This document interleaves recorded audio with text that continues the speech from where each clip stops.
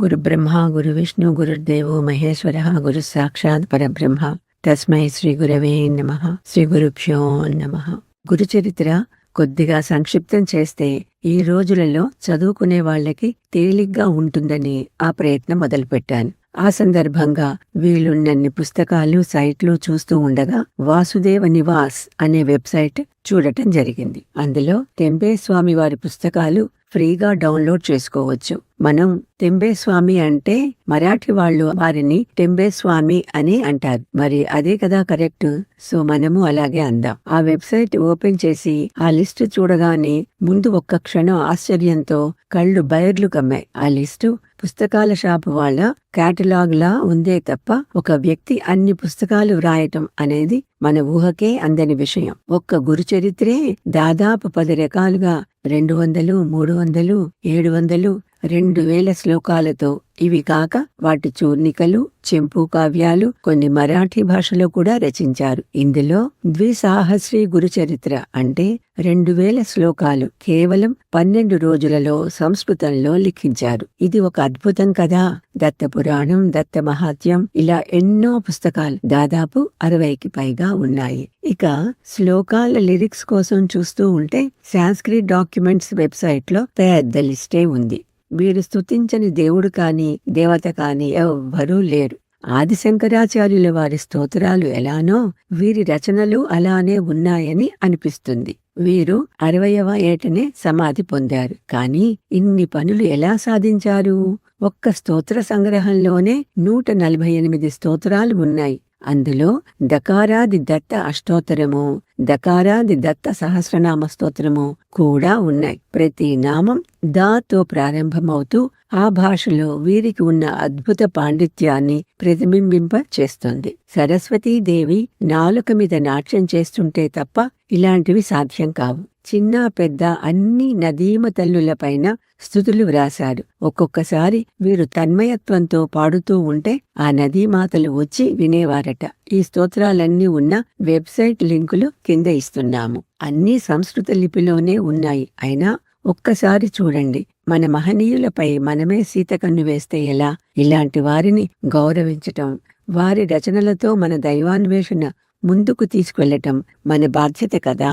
ఇవి కాక ఎక్కడ వెతికినా వీరి బయోగ్రఫీకి ఒక ఇంగ్లీష్ సోర్స్ మాత్రమే ఉంది. దానినే వేరే సైట్లలో, ఫేస్బుక్లలో కూడా చూశాను. నేను అదే మూలంగా తీసుకుని ఆ మహానుభావుల చరిత్ర అందరికీ, ప్రధానంగా మన తెలుగు వారికి తెలియాలి అని వ్రాయటం జరిగింది. ఆ లింకులు కూడా కింద ఇస్తున్నాము. సాక్షాత్ దత్తస్వరూపులైన స్వామీజీ వంటి వారి గ్రంథాలను ఉచితంగా అందరూ చదవడానికి, డౌన్లోడ్ చేసుకోవడానికి వీలుగా వీళ్ళు ఈ సైట్ క్రియేట్ చేశారు. ఇందులో గురు పరంపరలో గురువుల ఫోటోలు అన్నీ ఉన్నాయి. భగవత్ తత్వాన్ని, అనంత సత్యాన్ని సంపూర్ణంగా అవగాహన చేసుకొని ఆధ్యాత్మికంగా అత్యున్నతమైన స్థాయిని సాధించాలి అనుకునేవారు ఏ విధంగా ఉండాలో, ఏ దశలో ఏమి చేయాలో అనేవి స్వామివారి జీవనశైలిని జాగ్రత్తగా గమనించి నేర్చుకోవచ్చు. పరిపూర్ణమైన భక్తితోనూ సనాతన ధర్మపు నియమాలను సక్రమంగా అనుసరించటం ద్వారాను ఒక వ్యక్తి ఒక్క జీవిత కాలంలోనే బ్రహ్మాన్ని తెలుసుకోగలరు అని స్వామి ఆచరించి చూపించారు. శ్రీ వాసుదేవానంద స్వామీజీ ఏకాగ్రతతో, అలుపే ఎరుగని నిరంతర కృషి, పట్టుదల, సాధనలతో భగవంతుని సమగ్ర స్వరూప స్వభావాలను సంపూర్ణంగా తెలుసుకొని పరమహంస పరివ్రాజకాచార్యులుగా, జీవన్ముక్తులుగా మారారు. ధర్మ సంస్థాపనార్థాయ సంభవామి యుగే యుగే అన్నారు కృష్ణ పరమాత్మ. ధర్మానికి హాని, గ్లాని కలుగుతున్నప్పుడు తాము అవతరిస్తాము అంటూ కృష్ణ పరమాత్మ చెప్పారు. ఆయా పరిస్థితులకు తగినట్టుగా వివిధ రూపాలలో అవతరించారు. భగవంతుడు మన కోసం పై భూమిక నుండి ఇలా కింద భూమికకు దిగి వస్తున్నారు. ఎంత దయ, ఎంత అనుగ్రహం! కలియుగంలో మనకు తెలిసి తెలియక ఎన్ని అవతారాలు ఉన్నాయో. ధర్మ పరిరక్షణకు నిలబడిన రాజులు, వాళ్లకు చేయూతనిచ్చిన మంత్రులు, యోగి పుంగవులు, పరివ్రాజకులు మొదలైనవారు, శ్రీపాద శ్రీవల్లభులు, నరసింహ సరస్వతి స్వామివారు, ఆది శంకరాచార్యులు, మధ్వాచార్యులు, శ్రీ రామానుజాచార్యులు, విద్యారణ్య స్వామివారు, సమర్థ రామదాసు గారు, ఇలా ఎందరో ఎందరో మహానుభావులు. వీరిలో మన వాసుదేవానంద సరస్వతి స్వామివారు ఒకరు. వీరంతా భగవత్ స్వరూపులే. వీరిది ముమ్మాటికి అవతరణే. వారిలాగా మనం ఒక్క గంట ప్రశాంతంగా ఎటువంటి ఉద్వేగాలకు లోను కాకుండా ఉండగలమా?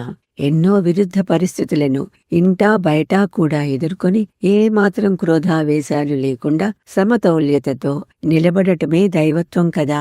బంగారు ఉసిరికాయలు వడగళ్లలా పడుతూ ఉంటే శంకరాచార్యుల వారు చకచకా ఒక 4 తీసి తమ జోలులో వేసుకోలేదు. కనకవర్షం కురుస్తుంటే విద్యారణ్యుల వారు తనకు మాలిన ధర్మము మొదలు చెడ్డ బేరము అని కొంత తీసి దాచుకోలేదు. 18 సార్లు తిరుమంత్రం గురువుగారి వద్ద నుండి పొందడానికి శ్రీరంగం నుండి తిరుకోష్టియూరు విసుగు లేకుండా వెళ్లి 19వ సారి వారు చాలా రహస్యంగా చెప్పిన మంత్రమహిమ విని తోటి మానవుల ఉద్ధరణ గురించి మాత్రమే ఆలోచించి వారందరికీ ఆ మంత్రాన్ని నిస్వార్థంగా బోధించిన శ్రీ రామానుజాచార్యులు మొదలైన వారందరూ తమ జీవితాలను, తమ తపో సంపదను అంతటినీ ధర్మ పరిరక్షణకు, మానవ సేవకు, దేశ అభ్యుదయానికి అంకితం చేశారు. ఇది కాదా దైవత్వం అంటే? ఒక్క అణుమాత్రం స్వార్థం లేకుండా పరార్థం కోసం జీవితాలనే వెచ్చించిన వీళ్ళంతా దైవాలు కాక మరెవరు?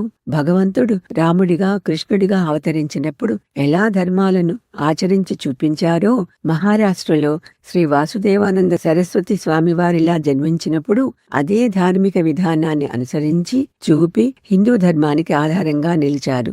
ఈ మహనీయుల పేర్లు తలుచుకున్నా మనలోని నకారాత్మక శక్తి, చెడు బుద్ధులు కొంతవరకైనా తగ్గుతాయి. 19వ శతాబ్దంలో భారతదేశంలో ఒక విధమైన సాంస్కృతిక, ధార్మిక, మతపరమైన నిస్తబ్దత చోటు చేసుకుంది.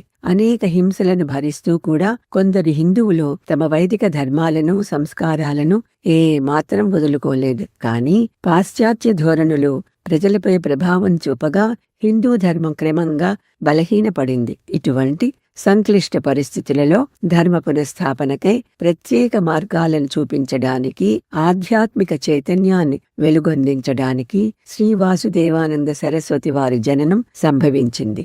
టెంబే స్వామివారు 1854లో జన్మించి 1914 సంవత్సరంలో సమాధి చెందారు. అక్కల్కోట్ గజానన మహారాజు గారు, షిరిడీ సాయిబాబా, స్వామి సమర్థ గారు, శ్రీ రామకృష్ణ పరమహంస గారు, వివేకానంద స్వామీజీ, భక్తి వినోద ఠాకూర్ గారు, గులాబ్రావ్ మహారాజ్, ద్వారకా పీఠాధిపతి అయిన శ్రీ రాజరాజేశ్వర స్వామివారు, శృంగేరి శారదాపీఠం పీఠాధిపతి అయిన శ్రీ నృసింహ భారతీ స్వామివారు మొదలైన వారు వీరి సమకాలీన పరివ్రాజకాచార్యులు.